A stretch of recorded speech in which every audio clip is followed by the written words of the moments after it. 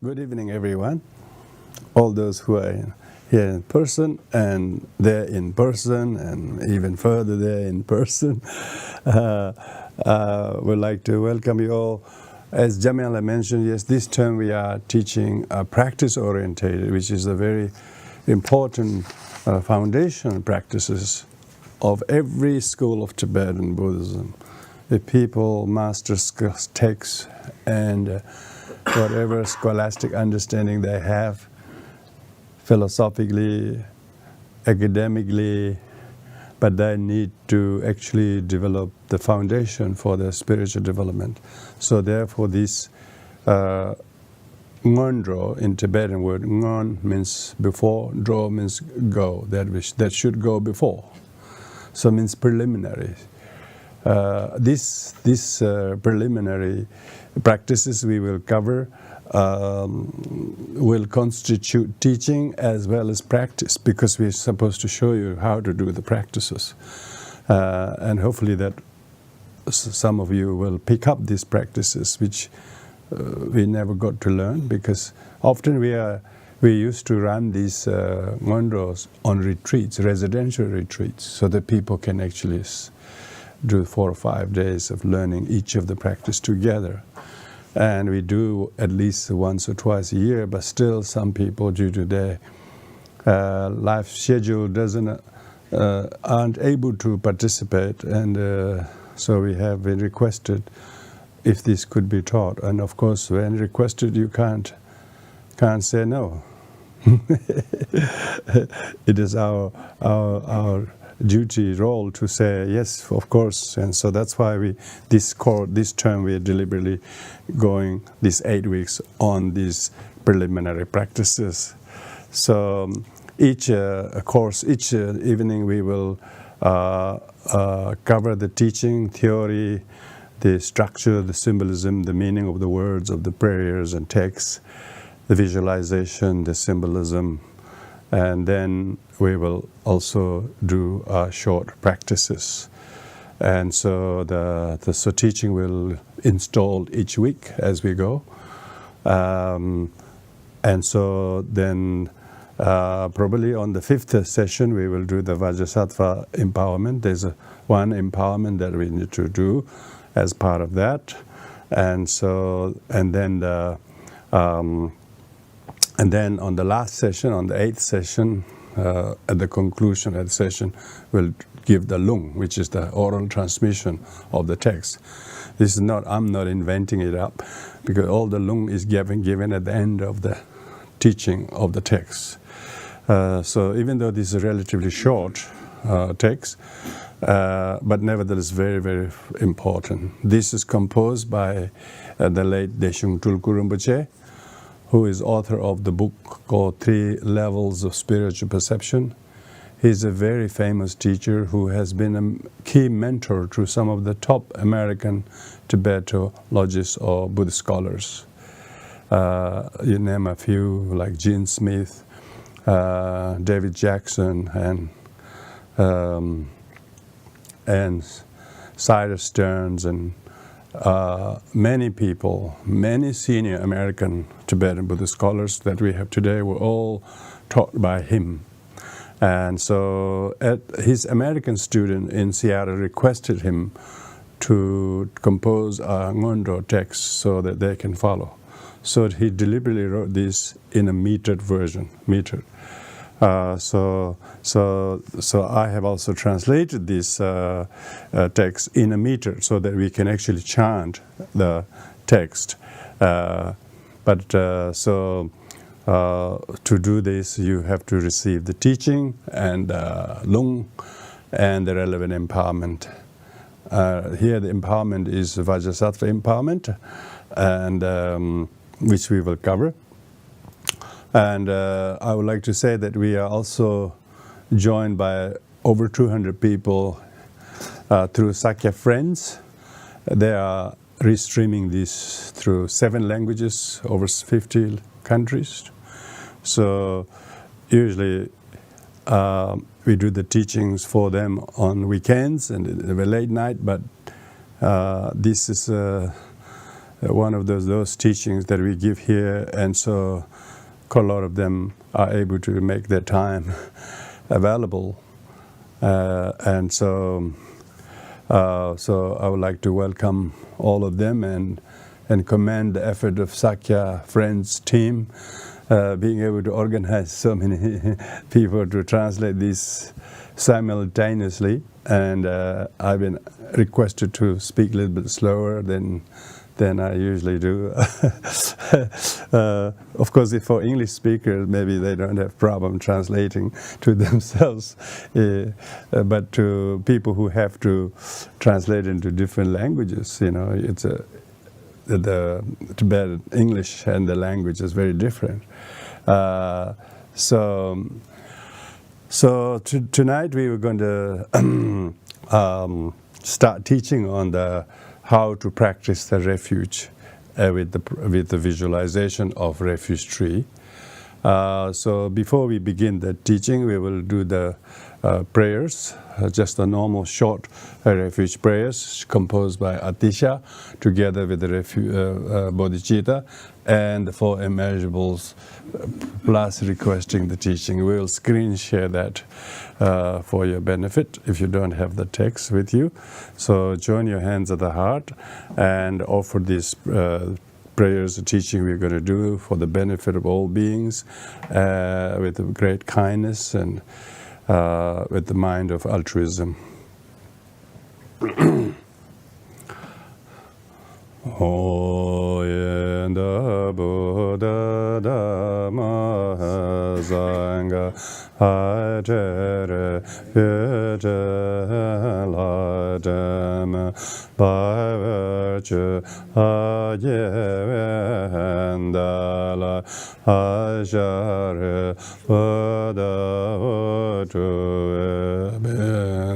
and Buddha Dhamma Sangha Ajare Vijala Dhamma by virtue Ayevendala Ajare Buddha Vutu and Buddha Dhamma Sangha Ajare Vijala Dhamma by virtue Ayevendala Ajare Buddha Vutu. May all beings have happiness and cause of happiness. May they be free from suffering, cause of suffering. May they know a path from happiness that knows no suffering. May they dwell in equanimity, free from attachment, aversion of those near and far. May all beings have happiness and cause of happiness. May they be free from suffering and a cause of suffering. May they know a path from happiness that knows no suffering. May they dwell in equanimity, free from attachment, aversion of those near and far. May all beings have happiness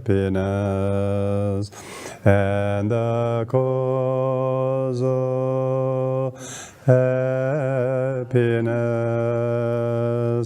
May they be free from suffering and the cause of suffering.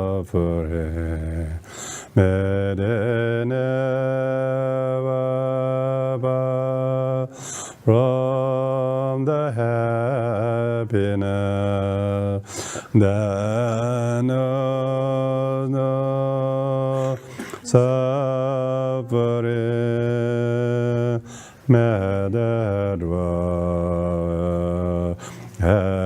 equanimity, free from attachment and aversion to the near and far, according to the intelligence and predisposition of it, where the chanda dharma agre lo kama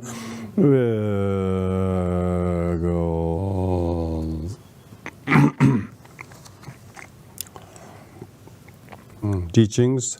So when we say preliminary, there are actually two types of preliminaries: the common preliminaries and uncommon preliminaries. We mainly will focus on the practice portion of it as uncommon preliminaries.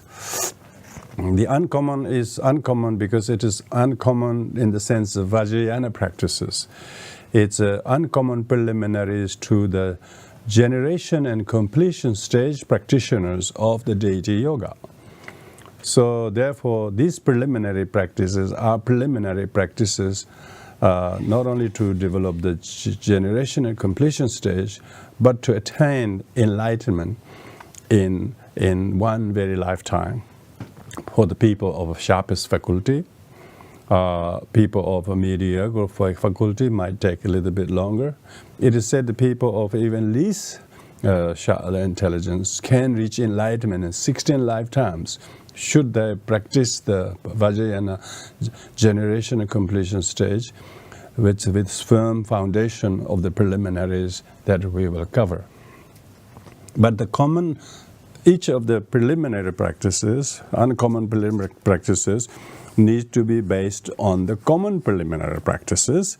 So we will go on the writing of the Deshung Rinpoche's text. If you have the text with you, it's on page 5.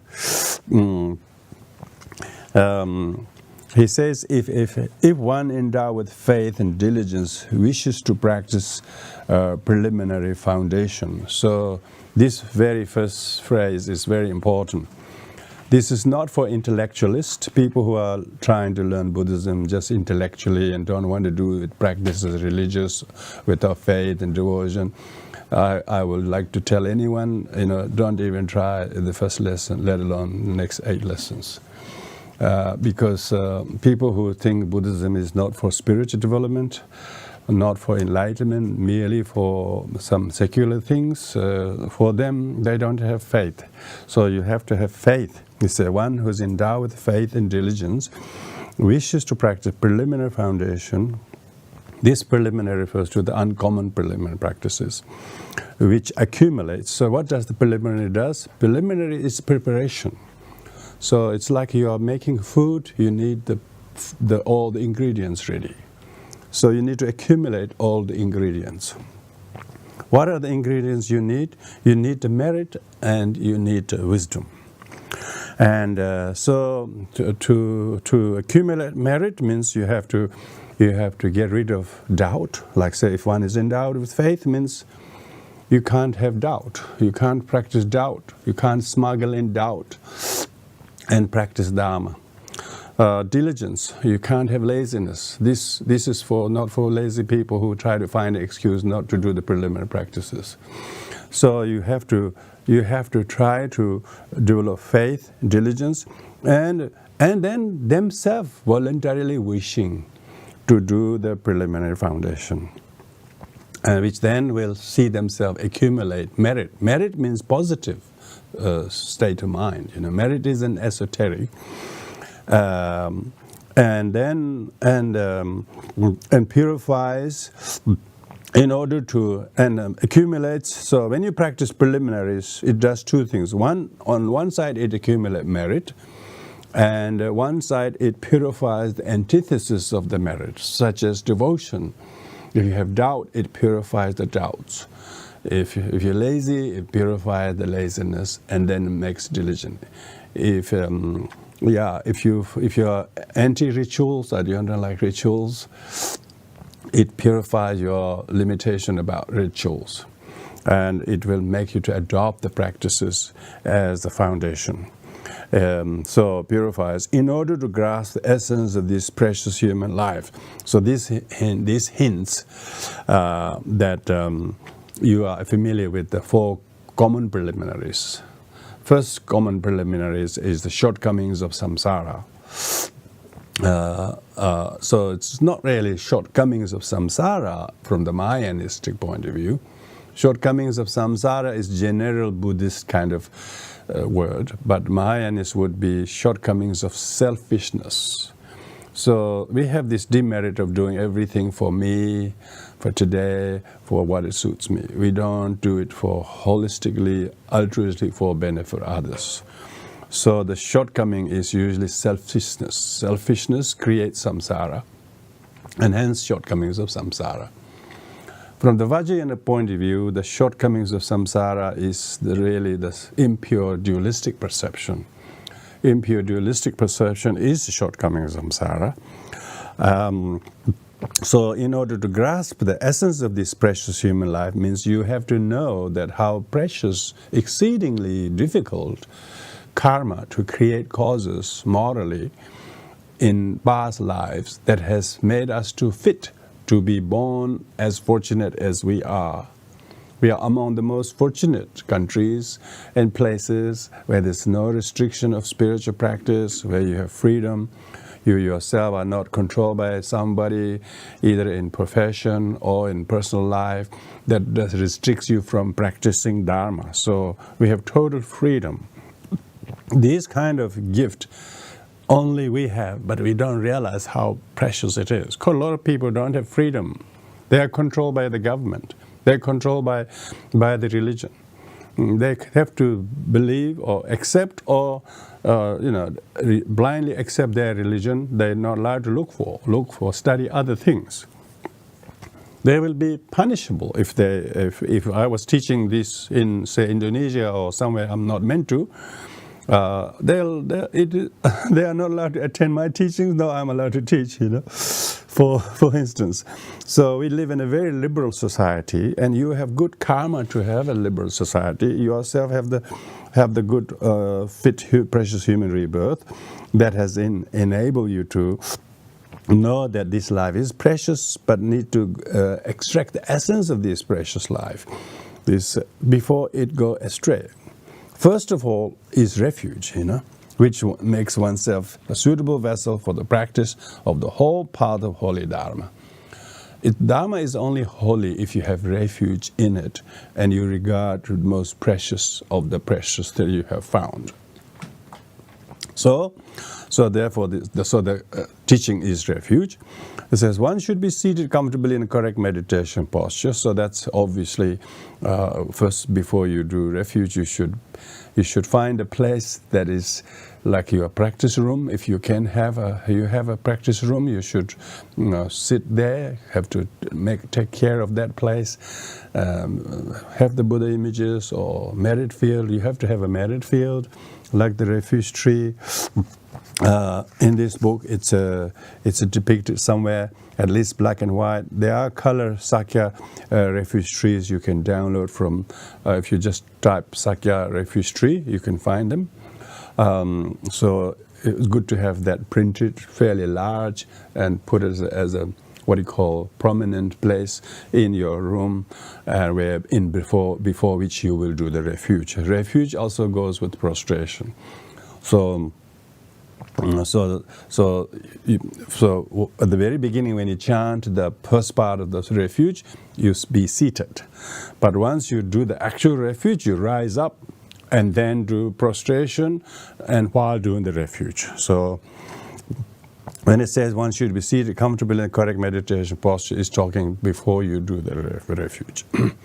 Having considered the frustration of samsara, so that's referred to the first common foundation of shortcomings of samsara, which we are very familiar. Samsara is very, very full of suffering. It's got many beautiful things, but deluded sentient beings make it so difficult for each other and for themselves.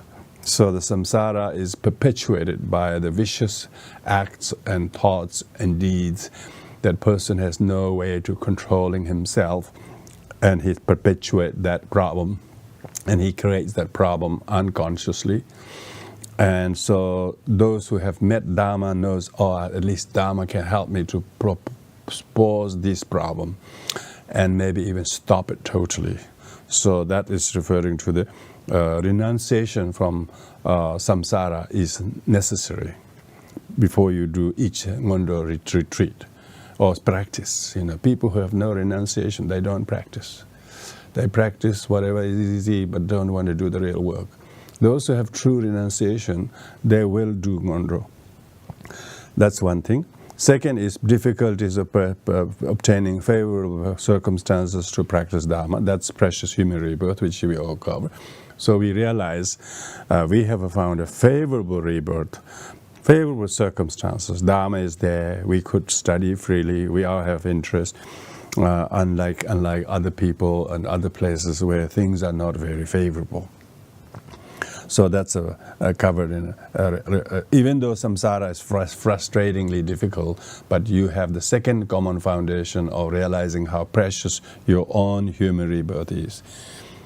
So to hear about the precious human rebirth is one thing, to realize is another.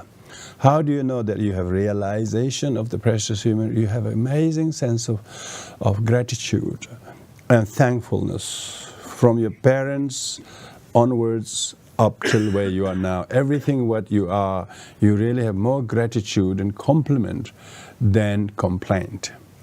The people who don't realize their life is precious, they still are complaining and they are very negative. So there is a mark of, if you have a realization of precious human rebirth, you're much more positive and grateful and count on the small blessings and you recognize them, you rejoice them, and you don't become so negative about things. You really see, my life has a fair share of many gifts and I must not let it go astray. So you have something in you that actually keep reminding you should be grateful.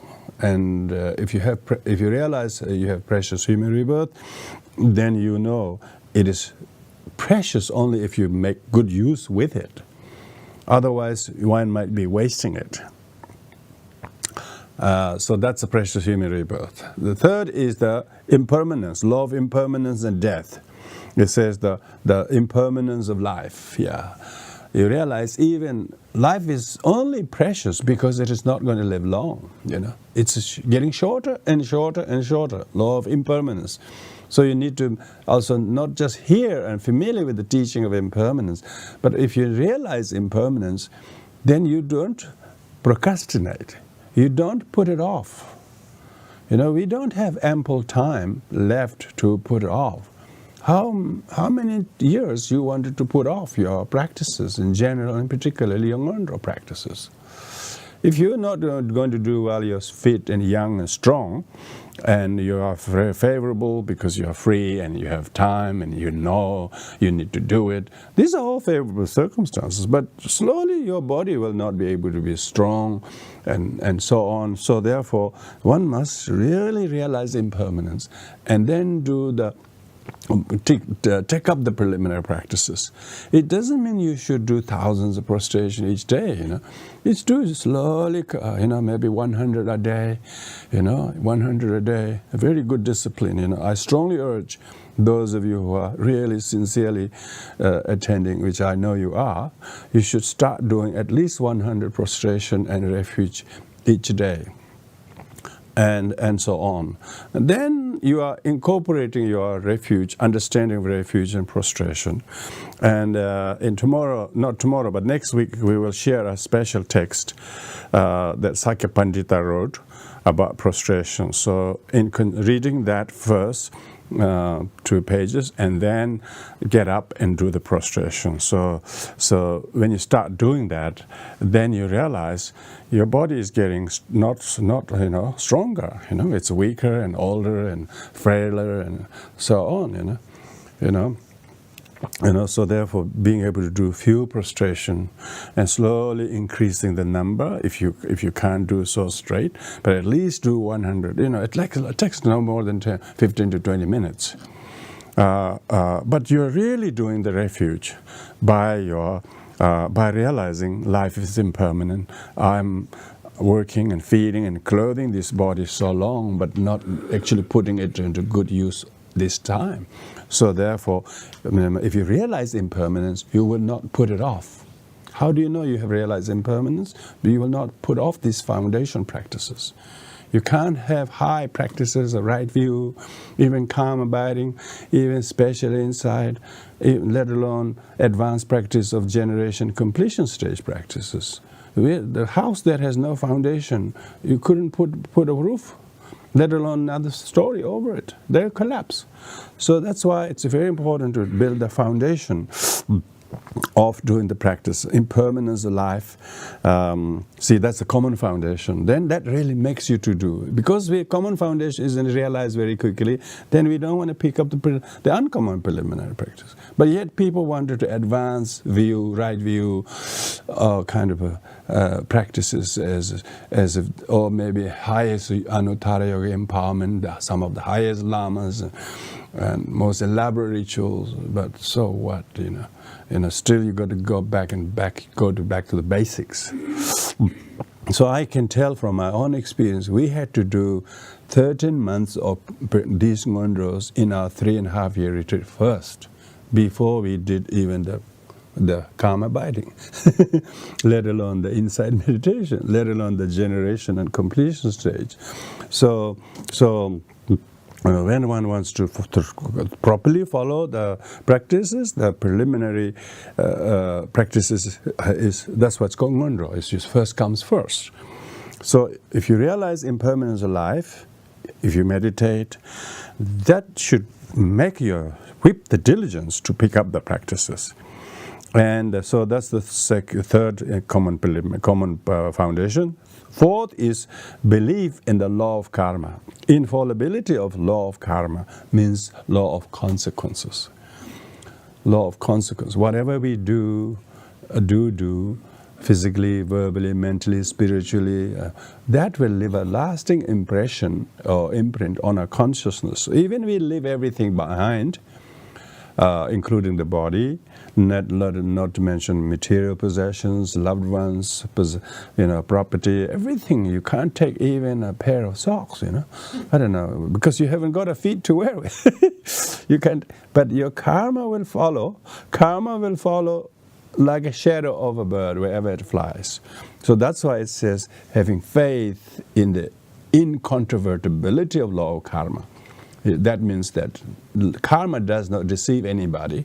Even you forgot what you did, you will reap its result, whether it's good or bad.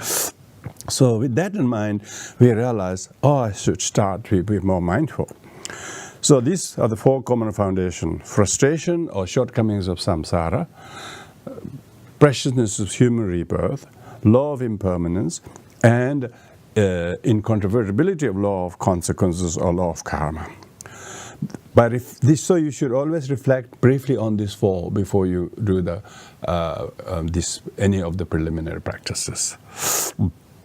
One induces one's mind stream with sadness and renunciation. Yeah, you should arouse a little bit of sadness of samsara, and then feel compassionate to the samsara and sentient beings and ourselves. And we wanted to renounce the old ways. If you want to drop bad habits, if you want to have bad laziness and lack of discipline and lack of consistent daily kind of schedule to practice, those are what you need to renounce. Renouncing samsara doesn't mean samsara. Renouncing your bad ways, your lack of discipline, your lack of timekeeping, your lack of commitment to practice in a particular way, not just monotonous doing something every day as a commitment, but try to improve the quality, renounce the lack of quality of your practice. We are practicing each day, but the quality of motivation is lacking. So we should renounce the lack of quality in the meditation. Maybe lack of quantity is also, maybe you're not doing even 3 prostrations, let alone 100 a day. Then slowly try to do 100 each day, saying that I did the Ngondro course 8 weeks, and I never got to attend any weekend retreat. Now I got to do that. Ever since that, I've been doing 100 prostration, and particularly those of you who live here in Canberra, our center is open. Our centers are really open. If practitioners want to come, they can grab the key, help themselves. This place is usually empty. Same goes up in Virupa. It's all there. We have Caroline from USA got a prostration board. She's about 60, but made a prostration board, and she did the retreat a couple of months ago. Now I don't know. She showed me the prostration board. It looks very impressive. Yeah, you just start doing that. That's how you do. You have to renounce the lack of discipline. You should renounce the lack of quantity and quality in your practice. These are the renouncing. He says, and feel sad that you have lost a lot of time not doing the path, and develop renunciation and pick up the practice. Sweat yourself. Do the prostration until you sweat, until you feel exhausted and tired. Then you show that you have refuge in the triple gem. Otherwise, a little bit of hardship you don't want to do. You renounce the hardships. Yeah. Buddha adopted hardships, renounced the comfort. Buddha renounced comfort, adopted hardships. We do the opposite. We renounce the hardships, try to be comfortable. In comfort, nobody gains spiritual realization, So I'm talking about slowly, I know all of you are very keen students, so I'm also saying this because I managed to do my retreat because I was forced to, I was locked up. I was locked. I was renounced my freedom to go downstairs. There's no upstairs. There's only roof.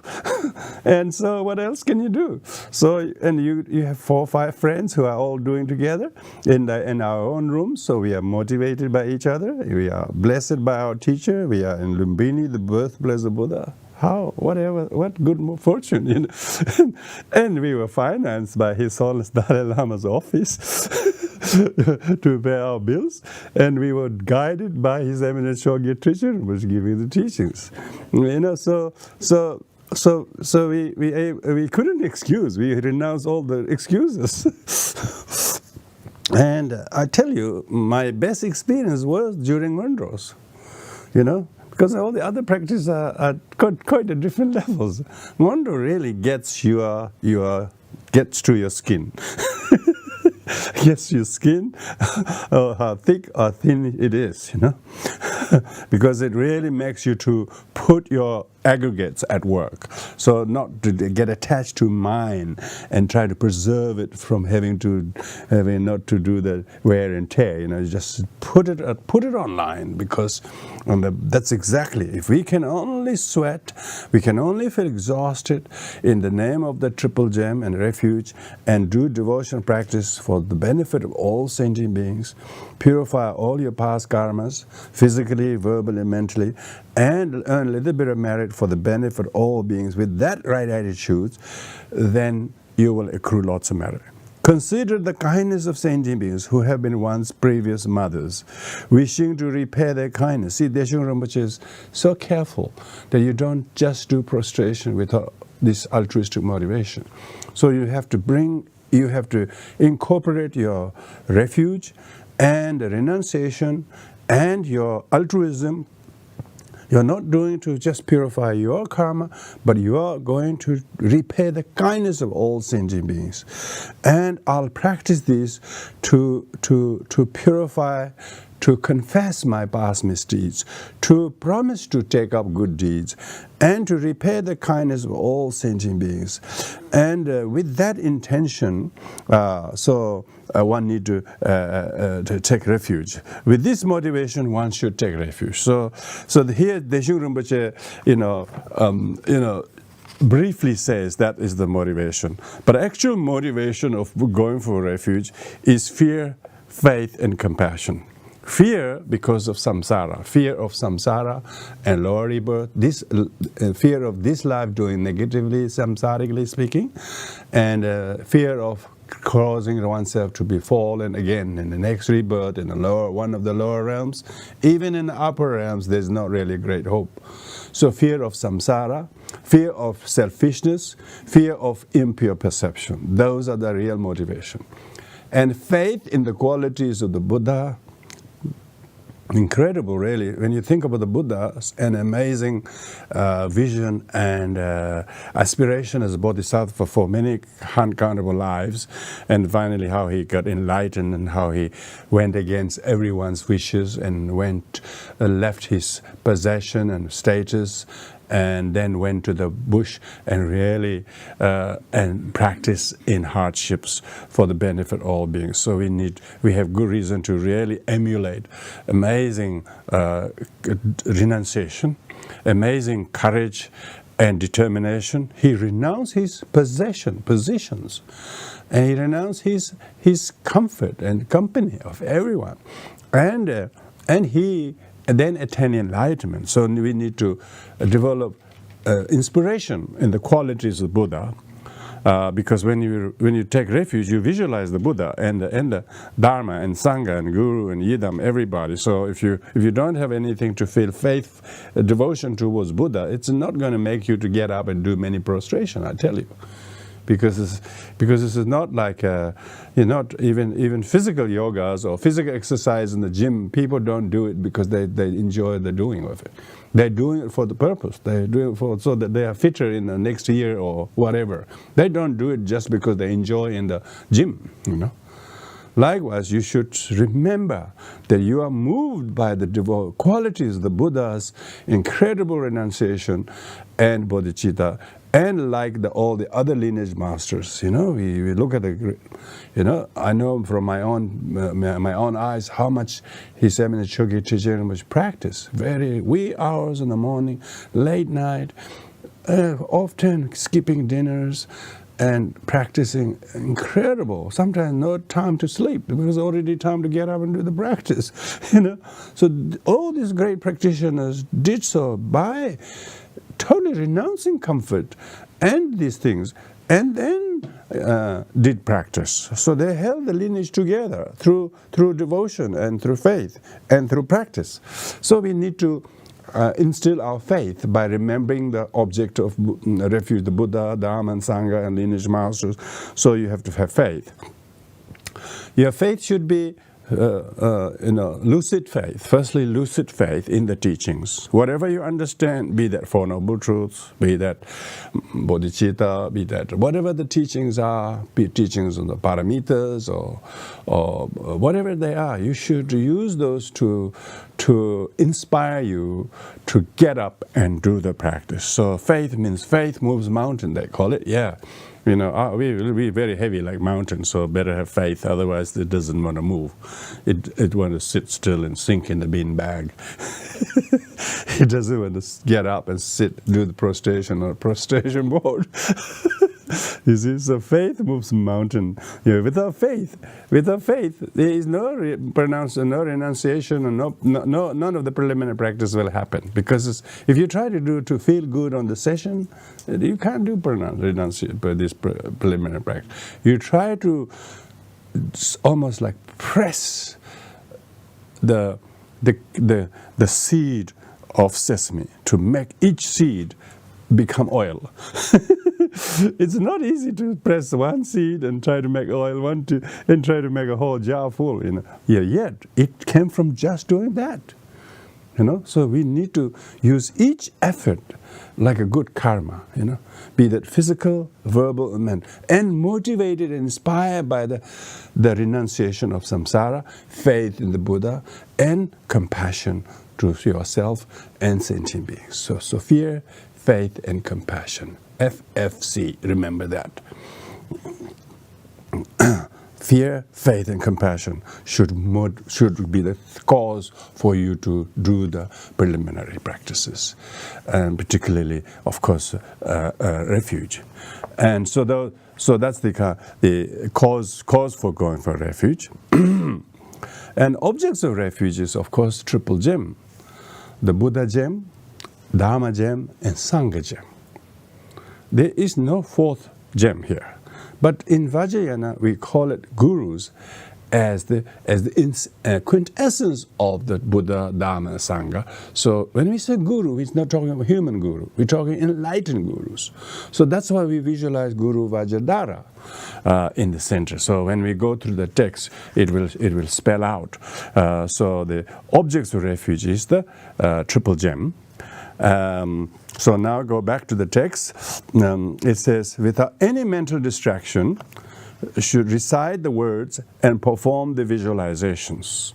So how do you visualize? So when you are in the room to do your Ngondro, you do that tune up, start up your mind with a reflection on the shortcomings of samsara, preciousness of human rebirth, impermanence of life, inevitability of death, and uncertainty of time of death, and nothing but Dharma helps at the moment and after death. And therefore I must practice Dharma and have faith in the incontrovertibility of law of karma. So you reflect briefly on the four common foundation and get yourself really ready to do now the chanting. So then, without any distraction, remember, chanting is very good mindfulness. Don't think chanting is ritual. You haven't a clue how chanting focuses your attention to the words and the meanings. So it says, without any distraction, recite the words. They call it, one American academic in the 70s, in the Washington Seattle University, she did a PhD, not PhD, it was a master's on verbal merit making. So chanting, all the chanting schools, she just learned how much the chanting is a great prayer, form of meditation to many of the Buddhists.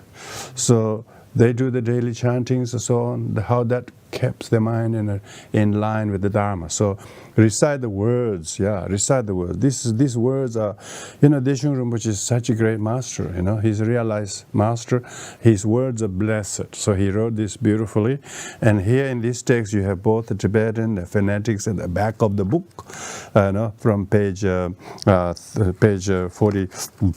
49 onwards, you will see the Tibetan text, and so that's the root text written by Deshung Rinpoche with the phonetics. If you want to do in Tibetan, you can chant that one.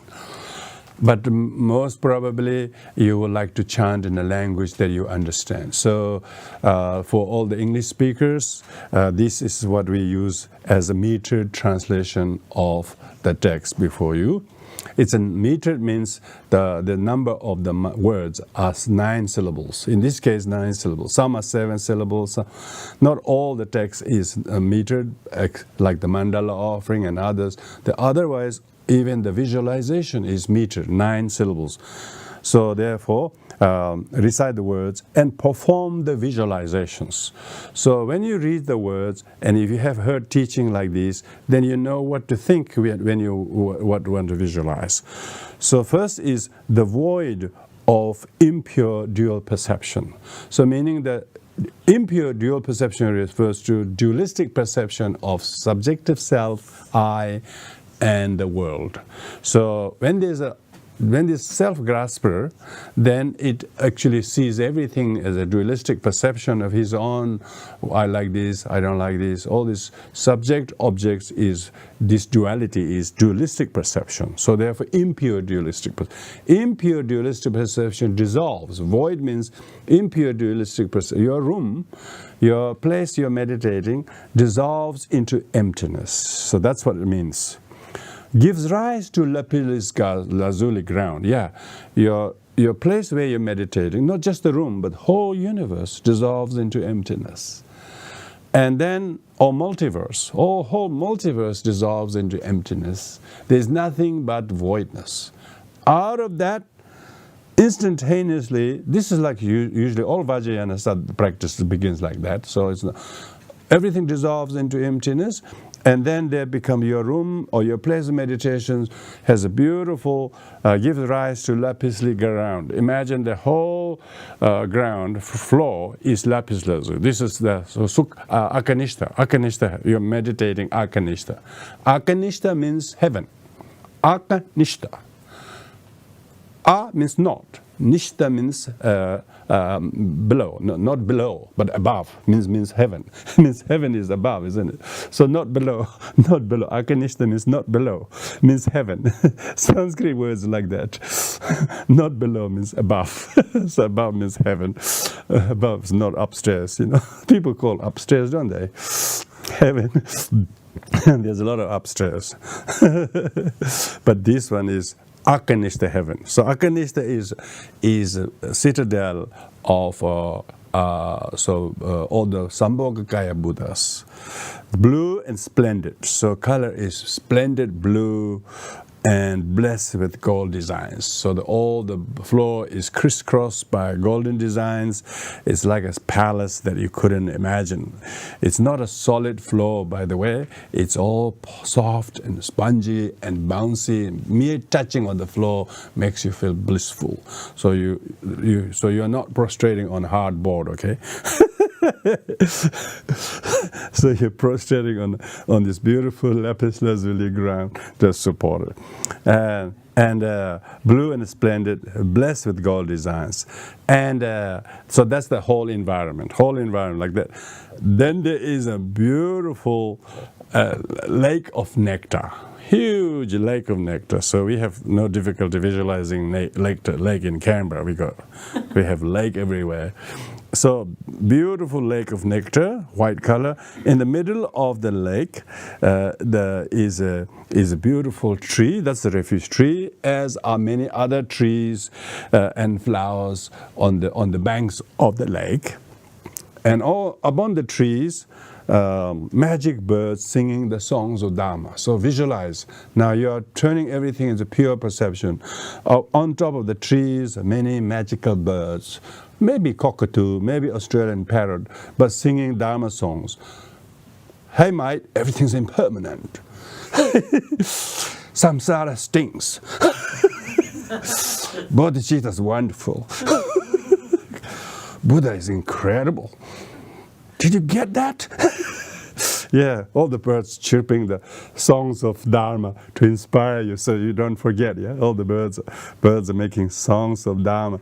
You know, refuge is indispensable. So the birds talking, birds talking. So the birds are not just hanging around and looking for food, They're messengers. They're messengers. The birds are magic birds singing songs of Dharma. That's the kind of auditory. Auditorily you transform. And visually, a rainbow canopy suspended from the heaven. Your whole lake and whole trees all covered by the rainbow canopy, filled, not just visually beautiful, but filled with wafting with aroma of amazing saint of enlightened qualities. Yeah, you see, Vajrayana is very, very creative. Who can get bored? Wafting with the smell of aroma that no Japanese incense can match. Even though they make best incense, by the way. And divine blossoms falling like a rain. Constantly beautiful heavenly flowers falling and augmenting the very sanctity of your place of meditation. Adorned with the pure realm of perfect form. So that's exactly Akanishta heaven. So that's the environment. So that's transforming the abode, it's called, transforming the abode. And then in the middle of the lake is from wisdom springs a wish-granting tree. So in the middle of the lake there's a very tall tree. This tall tree, we call it merit field or wish-granting tree. Really represent all the Buddha got enlightened under a Bodhi tree. He was born under a Palaksha tree. He passed away under a Sala tree. He taught under Bamyan tree. All the major and enlightened activities of Buddha happened under a tree. So Tibetan Buddhist visualization all happens as merit field, a tree. So you visualize this. The tree represents wisdom. And the trunk represents compassion. The root represents faith. And the leaves represent various attributes of the 37 factors of enlightenment.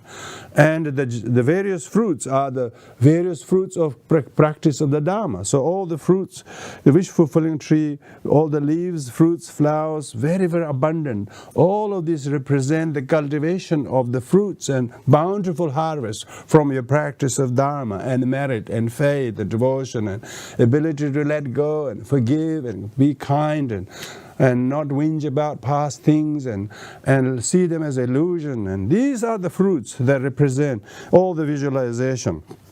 Yeah, that fulfills one's wishes at a thought. Imagine that whole ambience of the entire pure perception visualization makes yourself feel so enchanted and lifted by the very nice atmosphere. You know, when people go tourism, it's all about going to nice places and come home happy, you know. They travel so many hours to get that view. And then they go, here you don't need to go anywhere. You just recite these couple of verses, tune your mind in, and here you have reached Himalayas. You have reached even the Himalaya is very cold, so not easy to practice in. But this is much more comfortable than the Himalayas. Very, very beautiful. Okay, beautiful by leaves, fruits that fulfill one's wishes at a thought. You know, so that's the tree, wish-fulfilling tree. That's the kind of pedestal on which your merit objects of refuge are going to be visualized. On it rests many hued lotus. So on top of the tree, you visualize a huge lotus flower spreading to all four directions with a huge petal in the center. And it says here, a precious throne, sun and moon disk. So what you have on the top of the middle of the lotus is a huge throne uplifted by 8 lions, and it has the sun, the solar disk, and a lunar disk. You know. Usually you have only moon disk, but all the Vajrayana esoteric Anuttara Yoga practice, wrathful deities, Anuttara Yoga deities always got both solar and lunar disk, so the sun and moon disk both. And on top of that sits Lord of all, Vajradhara. So Vajradhara is the Guru Vajradhara, okay? Guru Vajradhara. He represents the Guru, root and lineage gurus. You don't visualize the root guru in the form of human. No matter how much you revere the lineage root guru, but you should never visualize the root guru in the actual statues. Like these days, people are making statues of the teacher after he passed away. So they should make a Vajradhara statue. That's much better, and then there is no personality cult, you know. So there's a lot of personality cult in Vajrayana, you know. That's because they don't realize the pure. They have to transform the dualistic, impure, conventional perception into pure perception. So why the Sakyamuni Buddha in Lhasa was transformed by Tsongkhapa through his meditation. He said this should be transformed into a Sambhogakaya aspect. So he made the whole Shakyamuni Buddha statue, which is Nirmanakaya form. He transformed that into a Sambhogakaya by putting crowns and jewelries and necklace in order to raise the kind of a view of the Sambhogakaya aspect. So anyway, that's just not related, but I want to tell you why he felt that need to do that, because in Vajrayana we see everybody, all the refuge objects mostly in Sambhogakaya aspect. We can also visualize the Nirmanakaya aspect as well, but Guru Vajradhara you always visualize as Sambhogakaya aspect, not in a conventional historical form of the teacher, but Vajradhara. Who is he? He's all Buddhas and root guru in one. So Guru Vajradhara represent everyone. If you visualize, there's 3 ways of visualizing a refuge tree. All combined jewel tradition. All combined jewel tradition is you just visualize Vajradhara, and then his body represents Sangha, his speech represents the Dharma, his mind represents the Buddha. Yeah, and his form as a in the Sambhogakaya represent the Guru, and his activity, the Dhammapalas, and so on. So if you don't visualize all the others, just Guru Vajradhara on the top, you can't do that, okay? Even though here in the text gives the detailed version, which is called marketplace. Second way the visualization is that everybody is assembled like in the merit field, so not just Vajradhara on its own. So if you want to do the more with the assembly version of it, then it should be done as this. He is blue with one face and two hands. So this is Guru Vajradhara is blue in color, and his two hands holding Vajra and bell. So the right hand holding Vajra, so and bell like this. So this is holding. This is called Vajradhara posture. Okay, this is Vajradhara posture. Sometimes name of the Buddhas are named mostly after the hand gesture of them. The Buddhas are not really different Buddhas, but they're named after the different hand gestures. So this is Vajradhara. But the same Vajra and bell, if the Vajra is held here and bell is held at the hip, then it becomes Vajrasattva. Sattva, you know. So that's why in this case you visualize Vajradhara, and this represents right hand holding Vajra. The five-pronged Vajra represent the mind, okay, mind or compassion. The bell represent the wisdom. The bell represent the wisdom. So compassion and wisdom hold together. So his two hands crossed at his heart hold Vajra and bell. So his embodiment of compassion and wisdom, and this is why this is uncommon preliminary. Because of uncommon preliminary, clad in bone ornaments and silk, fine silks. Vajradhara is covered in bone. In terms of correct ornaments like crown, the five bone pieces, and the pendants, and the circlets, and the tassels, all bone, you know, matching the actual number of chakras on the crown. As then earrings also bone, necklace also bone, as are the bracelets, anklets, and the girdles, and the apron. And all are bone ornaments, so clad in bone ornaments. Why bone ornaments? Vajradhara is transcended the ordinary fleshy, bubbly persona. He's completely beyond birth and death, so he's covered in bone ornaments. Also, bone looks very beautiful in blue color, so it's if you try to visualize bone ornaments of white Vajrasattva, it looks a bit difficult. Try with the Vajradhara first, and then you know how to do.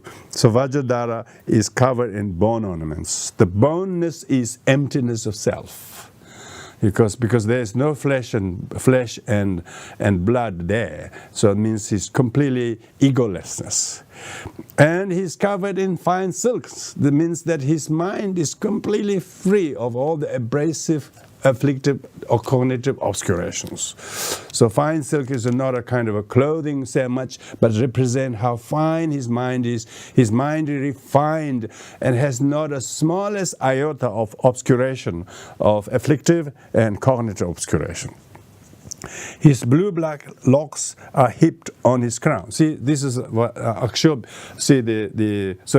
Sambhogakaya form of Buddha is enjoyment body. So therefore keeps the hair very long and never cut. Instead, his hair is beautifully put as a lock on the top, and the rest hang beautifully the way the hair do itself. You know, this is not the Vajradhara never have to go to hair stylist. You know, it's just naturally like that. You know, okay.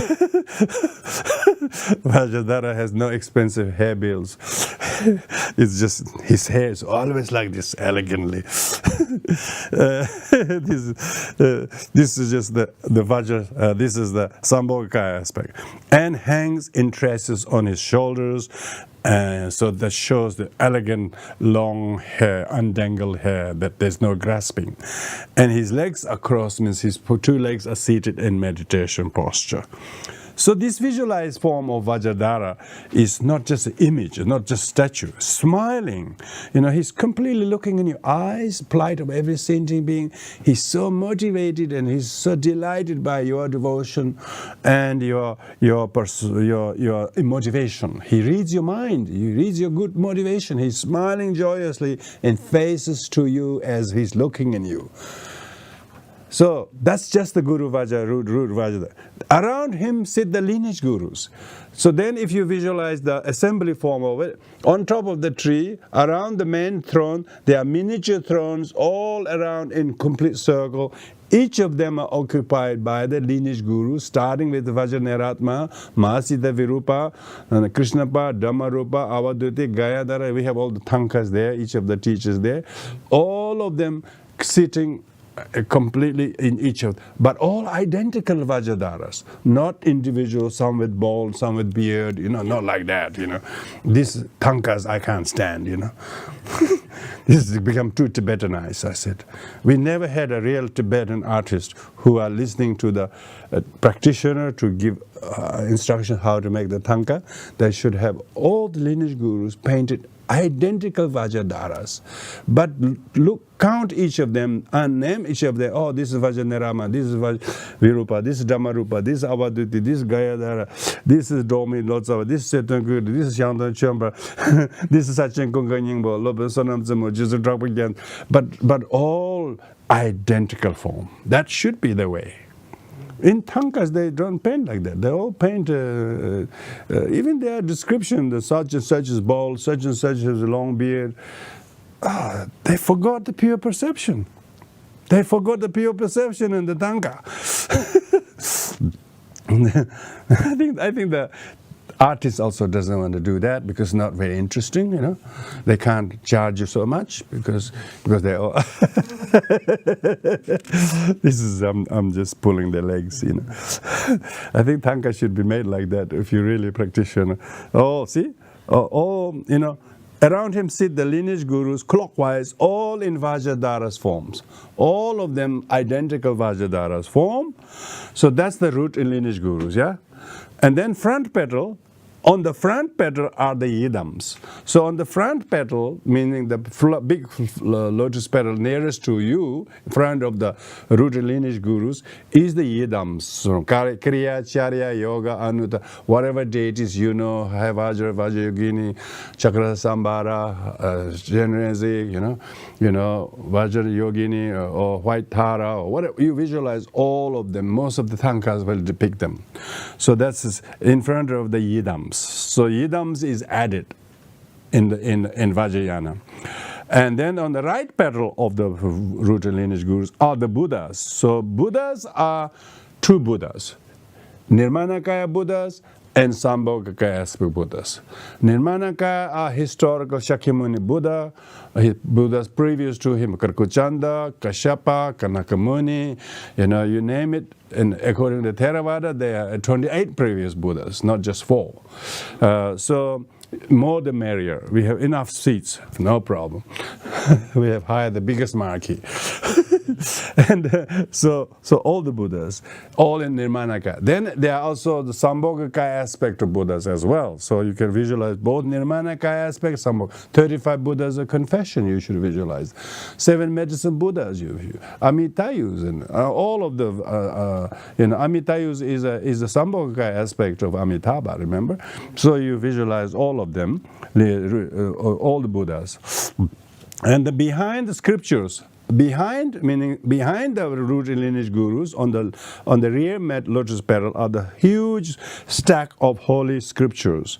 The scriptures containing all the 84,000 discourses of Buddha, the Tripitaka, 3 collection of Vinaya, collection of Sutra, collection of Abhidharma, and collection of Vidyadhara Pitakas. Vidyadhara Pitaka usually means Bodhisattva Pitakas, as well as Tantric texts. All of the scriptures are kept in correct order and collections beautifully, that even the words are about to resonate. The books, you should visualize that. So that's the scriptures heaped like mountain. To the left is, to his left refers to Vajradhara's left, yeah?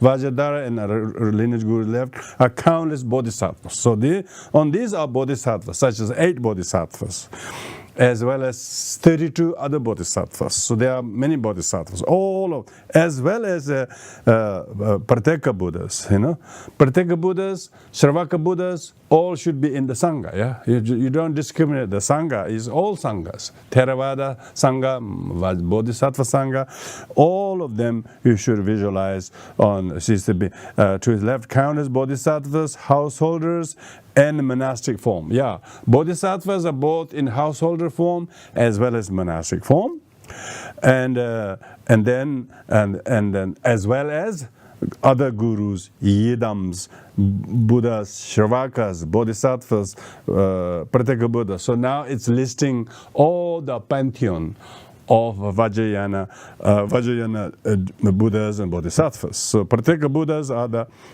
second type of the Shravakas, second type of Arhats in the Theravada. Shravakas are hearers. Bodhisattvas we mentioned. Pratyeka Buddha, Pratyeka means individual, or solitary. Buddha means realizer, solitary realizer. This is the second type of the Arhats in the Theravada. And then Viras refers to the brave ones, brave, courageous beings. Dakinis are female spiritual beings that largely functions as spiritual messengers. Guardians are those powerful beings who have been oath-bound by the Buddhas to remain as a Dharma protectors. Guardians means to those who protect the Dharma. Wealth gods such as Vaisravana and Jambala and so on, all worthy objects of refuge fill the space. So that covers the objects of refuge. So objects of refuge are triple gem, but triple gem plus yidams, gurus, and all of the pantheon of Vajrayana has, because not Vajrayana, but these kind of various spiritual beings are there. So many kinds. You see how many people in the street, so many different kinds. Likewise, enlightened ones are very many different beings for their various prayers, aspirations, roles they took up to benefit sentient beings. So you should visualize all the enlightened beings are gathered on top of the tree because you think so. So that's their refuge object.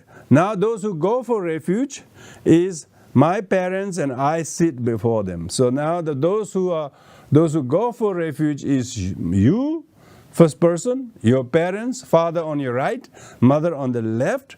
This is just a convention of. The reason for that is father on the right is your rasana is on the right side, your lalana is left side. So rasana and lalana are two other channels. The central channel is in the middle. So rasana is usually the rasana is the white element. Lalana is the red element. So white element is father's side. That's why father's on the right side. And lalana is a female in the red element, blood. So you visualize all the females on your left. There's no kind of discrimination, by the way. That's respecting their specialty, so to speak. And then all the difficult people that you have some difficult sentient beings in your life, or just visualize all in the front seat, They are all VIPs because they are most important objects of your refuge. You want them to feel refuge just as much. You should do every refuge and prostration for them, with them,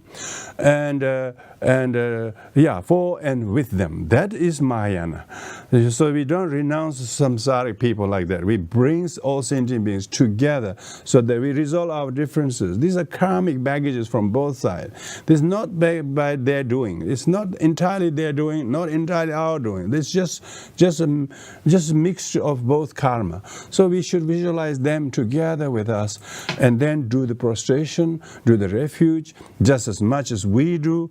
So, and with those, from all 6 realms in human form. Not only those people you are friendly or close and know very well, but people who you have very difficulties, and then all sentient beings from all realms of existence, but all in human form, just for the sake of precious. Everybody in the uniform is precious human rebirth, and everybody with a devotion. You just imagine, just being able to host a refuge ceremony where everybody taking refuge with you. That alone is very moving.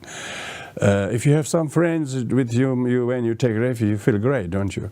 Yeah, wait until you do this refuge properly with everybody with you, everybody feeling fear, faith, and compassion for each other, and everybody share the amazing inspiration, the triple gem, and then do the refuge with complete devotion, hope, and faith. Now that's talking about manna and going for refuge. But person seeing the doctor, have complete faith in the doctor. So we have to have faith in the Buddha who's giving the diagnosis of our problems. So he says, so the Dharma that he gives is the medicine. We must have faith in Buddha, the doctor, Dharma, the medicine, Sangha, the nurses and carers and companions together, and with every certitude and hope and faith, without any kind of doubt and indecision, one should then go for refuge. So then turn to next page. So that finishes the meter. Seven verses of meter version. So during that time you're chanting that, and then you recite the actual refuge going words in the most holy Guru who embodies the qualities and deeds. So now this is summarizing who you're going for refuge. And the most holy Guru refers to the Vajradhara and all the lineage gurus who embodies the qualities. The qualities are the enlightened qualities of compassion, wisdom, and power of the Buddha. And the deeds means their enlightened activities, and of the body, of the holy blessed body, holy blessed speech, blessed mind, of all the Tathagatas. So the root and lineage guru represent all of that, who are abiding in the 10 directions the 3 times, wherever the Tathagata enlightened beings are. In 10 directions means everywhere, 3 times means all times. All of them are embodied in the Guru Vajradhara and lineage Vajradharas. Source of 84,000 discourses of Dharma. Yeah, exactly. They are the one who taught.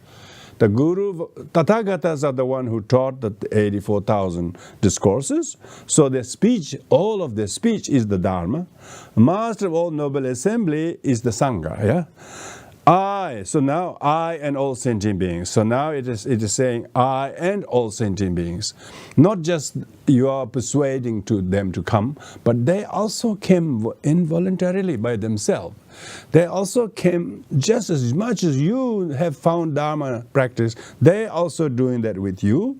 Now you can see that if you're really reading the words and try to put the feeling into it, you can almost feel like you are so supported by everyone doing this practice together with you.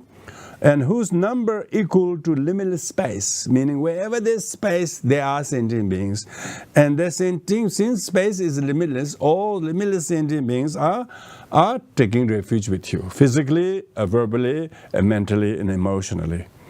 And so that's talking about the nature of the importance of how you're going. And from when you're going to take refuge? From this time forth, until essence of enlightenment reach. Now that is the very Mahayanas, that the objective is to until everyone attain enlightenment, not from now till tomorrow or now till a couple of days or until one finishes retreat, that sort of thing. No, until all beings reach enlightenment. So that's the duration or Mahayanas of the duration. Duration is until all beings reach enlightenment. And Mahayana of the skillful means is stays fastly. So Mahayana is skillful means. Skillful means that you have to do it steadily. You don't rush. You don't think you finish 100,000, then you finish everything. No, even you finish 100,000 times, you still have a beginner's mind. It's very good. Steadily, and you are doing this for everyone. You're not kind of trying to be the first one to reach the summit here. You are the one who wants to remain behind all the flocks of sentient beings, steadily. So that word steadily is a very important. So not only just the overall purpose of the practice, even during your prostration, you should do very, very according to your own pace. If you're doing with others, don't compete the pace with others. You do it your own steadily. When you do the prostrations, you do the refuge, and so then you do the refuge prayer. I take refuge in the glory, root, guru, and holy master lineage. So then you touch your hand on the crown, like this. Then I take refuge, blessed accomplished Buddhas. You touch your hands on the forehead. I take refuge in the holy teaching. You touch on your mouth. And then I take refuge in the noble assembly. You touch on your heart. So your crown, forehead, throat, and heart. In order to reach the crown of enlightenment, you confess your negative karma of your body. You request to bless your body. You confess the negative karma of bad mouthing, and promise never to practice wrong speech. And then touch in your heart and confess all the negative karma of your bad mind and ill will, and you promise to practice kindness and compassion. And you confess all of that. With that in mind, your very mindful practices. You don't do them just quickly go like that. You have to do slowly, do carefully and steadily. Remember, it says steadfastly. Steadily. It's not the number that's important. You think, I can do 100 prostration in 15 minutes, but you didn't do the thought and feelings, the devotion. So even if it takes longer than 20 minutes, but you might as do each of the prostration carefully, then every two hands you touch on those chakras will shift your neurotic mind, your bad language, your bad habits, all in the name of the Buddha, the Triple Gem, for the sake of all sentient beings. You're doing this each one by one. You wouldn't believe how purificatory the prostration is, only if you wash carefully. You have to do it carefully and thoroughly and very mindfully, that every movement, every mudra, we call this mudra. Prostration is a very beautiful mudra. You watch the prostration, someone doing the prostration carefully, one by one. If their attention and intention is there as good as their bodily performance does, you have no doubt about how purificatory it will be, isn't it? It's much easier to sit still and do nothing, achieve nothing, So when you're doing prostration, you can't say, I didn't do. You actually feel you do, you actually energy you did, you physically, verbally, mentally, karmically, you actually feel that you are actually putting your whole aggregate at work with utter devotion to the Buddha, people with devotion to prostration all the way from Eastern Tibet, we're talking about from Sichuan or places like that, all the way they prostrate to reach Lhasa. And I heard some Tibetan in the 2000, they did even all the way from Tibet to Dharamsala. Yeah. So of course, when you're doing practice, you're doing at one spot, you're one spot. I mean, if you want to be a pilgrim like that, of course you can, But when you first try to develop very good visualization, so that your mind is so focused with pure intention and attention and visualization, that you are doing this for every sentient being to whom you owe a lot of karmic debts, and then for you do it physically, verbally, and mentally. Not only that, you do that with every single being. They are also doing with you, for you, together in a very amazing feeling of camaraderie, sangha. You have to do that. So what we will do tonight is, now we will do this, show you to do this practice, and I will save the dissolution visualization and the next week together with prostration, so that we have a bit of time to do the practice. Okay? So now you turn to page 5, And those who have the text, you follow. Those who don't, just listen to, and then we'll just show you how to do at least in gesture wise. And then of course when you have time to do the practice on your own, from today or until next week, you just learn to do those prostrations at your home, how to use the prostration as mindfulness body, mindfulness of your feeling, the devotion, mindful of your thought being very present with everything, and mindful of every sentient being, all the objects. It's comprehensive. Vajrayana practice is just consolidation of all foundational practices in that, and of course nobody can do many prostration, but even if you can do a couple of hundred or 100, during that time you really find your whole focus of energy and your devotion and your heartfelt. Everyone has karma to purify, physically, verbally, and mentally. With that in mind, you do this practice. So we're going to sit upright and turn to page 5. And briefly reflect on the sadness of the world perpetuated by greed, hatred, and ignorance as a shortcomings of samsara that we are stuck in. But nevertheless, think and rejoice your precious human rebirth, how fortunate we are that we all have fellowship to practice Dharma together with everyone. So be thankful to everyone and our lineage masters from all the way to the Buddha until now. The fact that we feel blessed is because the unbroken lineage has brought these teachings. And yet nevertheless meditate on the impermanence that we are here among the few who's alive today, but there are many people among our community have died in recent days, weeks, and months, and death is who have no idea when it will come. And so therefore death is certain. And I must not waste my time in procrastinating. And with that in mind, you whip the diligence to practice. And you have faith in the karma of doing virtuous things, that it will snub and purify negativities. So with this in mind, you consider repaying the kindness of all sentient beings by doing this small, short refuge practice, by reading and chanting this, and try to put our mind with the thoughts and feelings and devotion. And with the chanting, we try to visualize as much as we can so that we are sitting still, sincere motivation, with serene attention, and just keeping your hands at the heart. So you put your thumbs inside like this, and then join the hands like this. So not like this, this is incorrect.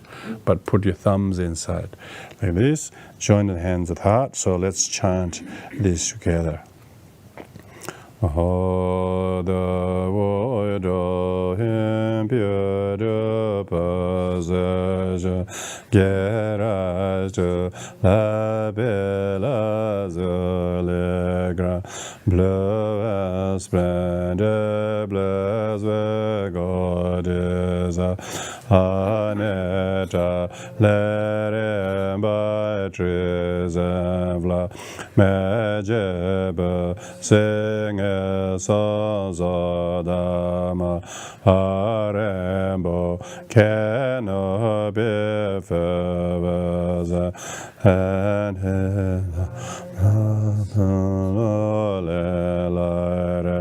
Adon de Pieramo Pavava Praveza Speza Grande Beautiful Bailes and Frozava Devove Waveshazarado One Rezamene Yolojo A pressure Tranesane Munde Dezelo Vajradara O Buddha Zero Guru Eva Hebrew Vewa cross has a Vajrasattva Cladembo Ornaments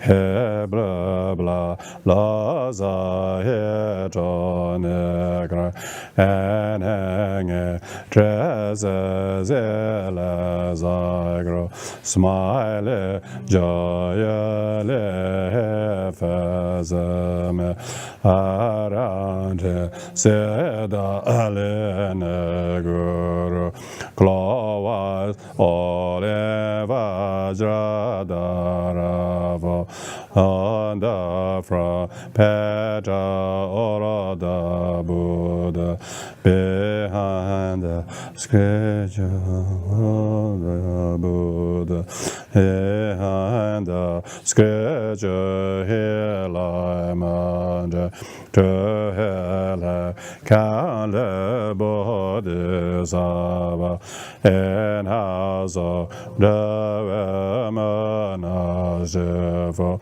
Guru Yedam Buddha Shravaka Bodhisattva Prateka Buddha Viraja Kinenga Javaga Vedere Future Jefedaska My Pere Zena Zebevode Whether from there as a human for Ojere Future Lodgeme Ve complete devotion in the most holy Guru, who embodies the qualities and deeds of the body, voice, and mind of all the Tathagatas, abiding in the 10 directions and 3 times, source of 84,000 discourses of the Dharma, master of all noble assemblies, I and all sentient beings, equal to the limitless space, from this time forth until essence enlightened reached steadfastly. So now, if you can, just rise up and do prostration. If you can't do that, just do the hand gestures. But since we are here in the Gompa, we will do that for a little while now. So won't be hundreds, maybe.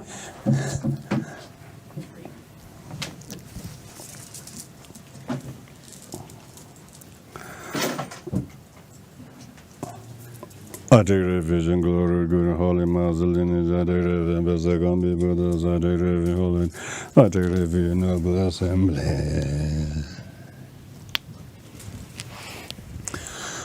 I take refuge in glory, good and holy Master lineage. I take refuge in Besagambi Buddhas. I take refuge in holy. I take refuge in noble assembly. I take refuge in glory, Guru, holy Master lineage. I take refuge in Besagambi Buddhas. I take refuge in holy. I take refuge in noble assembly. I take refuge in glory, Guru, holy Master lineage. I take refuge in Besagambi Buddhas. I take refuge in holy. I take refuge in noble assembly. I take refuge in glory, Guru, holy Master lineage. I take refuge in Besagambi Buddhas. I take refuge. I take refuge in noble assembly. I take refuge in glory, Guru, holy Master lineage. I take refuge in Besagambi. I take refuge in holy teachings. I take refuge in noble assembly. I take refuge in glory, Guru, holy Master lineage. I take refuge in Besagambi. I take refuge in holy teachings. I take refuge in noble assemblies. I take refuge in glory, Guru, holy Master lineage. I take refuge in Besagambi. I take refuge in holy teachings. I take refuge in noble assemblies. I take refuge in glory, Guru, holy Master lineage. I take refuge in Besagambi Buddhas. I take refuge in holy. I take refuge in noble assemblies. I take refuge in glory, Guru, holy Master lineage. I take refuge in Besagambi. I take refuge in holy teachings. I take refuge in noble assembly.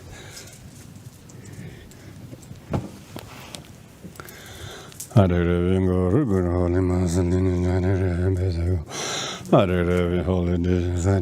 noble assemblies.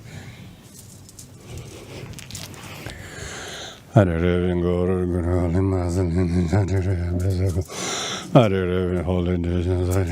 noble assembly.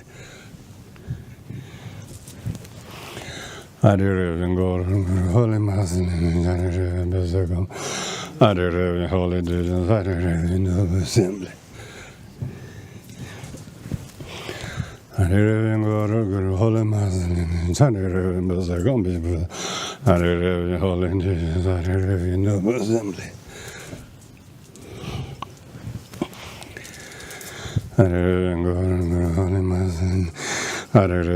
Holy Mass noble assembly.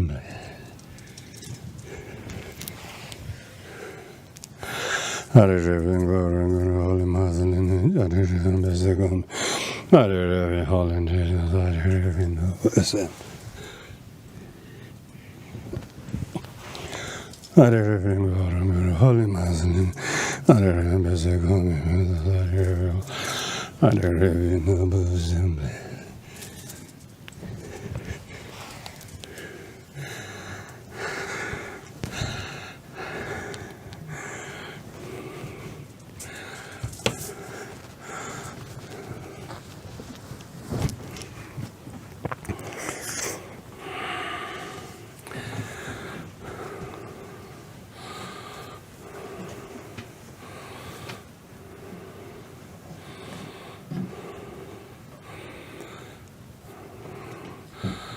So after you do this prostration with a really good feeling, devotion, and compassion to sentient beings, and then you do in a good pace so that you're not running out of breath, but do it slowly. Nor are you having a break in between. You should stay in that state of awareness, in being in the presence of the holy ones, and with and for every sentient being whose many of his situations so difficult. You're doing this to help them, to shift them, and then you sit down, and then to conclude, because we are going to conclude due to time with the rest of the prayer. The explanation I'll do next week. So next week we will do a bit more teaching on the prostration, because Sakya Pandita's text and the diagram that we have got will help you to have them printed. I think they've already been sent. If not, it will be sent to you. So let's do the paragraph 1.12. In the Guru and three precious gems, I bow down and take refuge. May you bless my mind. O Bele Guru and Bhaja Tuya Badan and Refuge. May you bless my body was and also each and every day. Bless my mind to turn to the Dharma. Bless me to rest the path of Dharma. Sweep away delusions on the path. And delusion don't have wisdom. Bless me the religious. Bless me the love and compassion grow. May I practice Bodhicitta, and may I rebel the voice. Lai Shan Fo from the refuge, let enter, enter, Bemana Dharma Kaya Bodhi Rembola Dele Fo Dewar Da Refuge Jezavela Fedagu Roho Dezazela Atesa Trabolo Blue Live Enter my grand blessing my man's dream. Consider that the clarity of mind is the Sangha. The empty aspect is the Holy Dharma. The combination of the two is the Buddha. Its nature, which is a non-differential of the three, is the Guru. For as long as possible, meditate on this.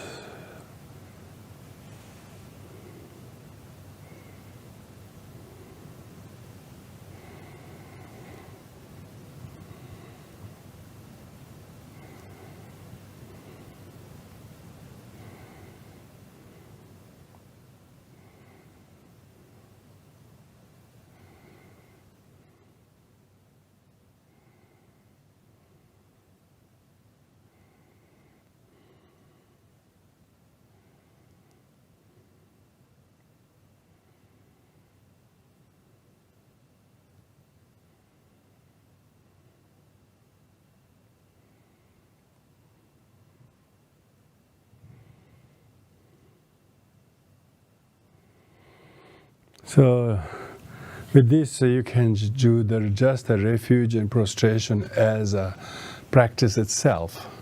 So this week, because that's how we're going to pace. This week, if you can practice a little bit of this each day, particularly those who know that they need to do this and now they have committed to it, let's just start to pick up the practice, start doing a little bit each day and try to get a very good feel of doing this.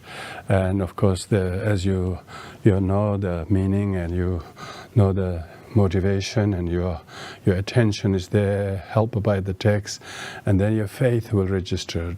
These preliminary practice are the amazing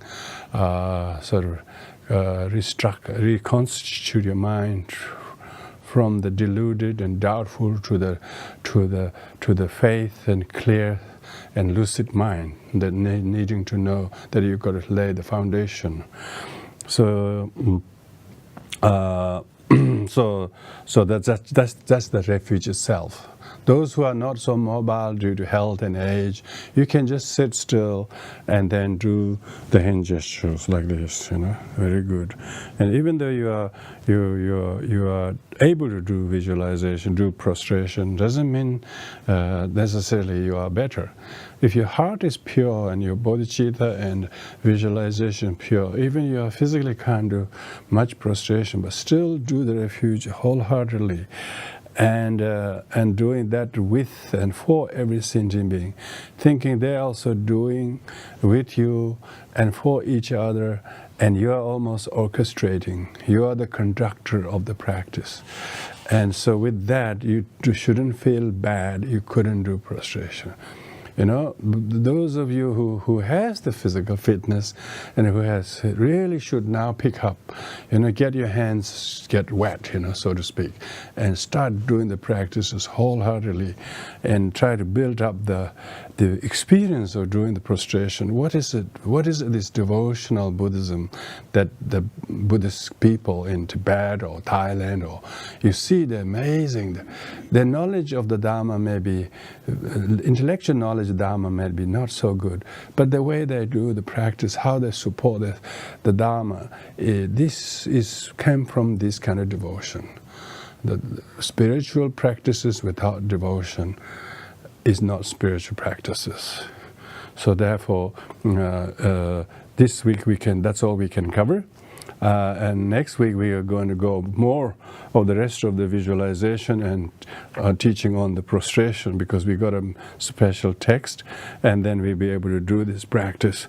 So that if you have any questions about the practice, we will be able to have a little bit time next week, end of it, so that we will cover each of the preliminary practices with the teaching, a little bit of practice, so that you learn each of them as a standalone practice. You can do the refuge prostration on its own. And then what do? If you wish to rise from the session, which we are, then offer dedication. Then you will do the dedication next verse. Otherwise, proceed to the generation book. If you want to keep doing other preliminaries on top of that, which you can do when you do other practice, then you skip the dedication merit and then go on to. But here we will stop here and do the dedication of merits. So thank you very much, everyone. By the virtue of perfect merit and wisdom, and gain the holy form derived from the perfection. Can we screen share the rest of the dedication merits as we do at the end of everyone? By the Mare Mehovaga,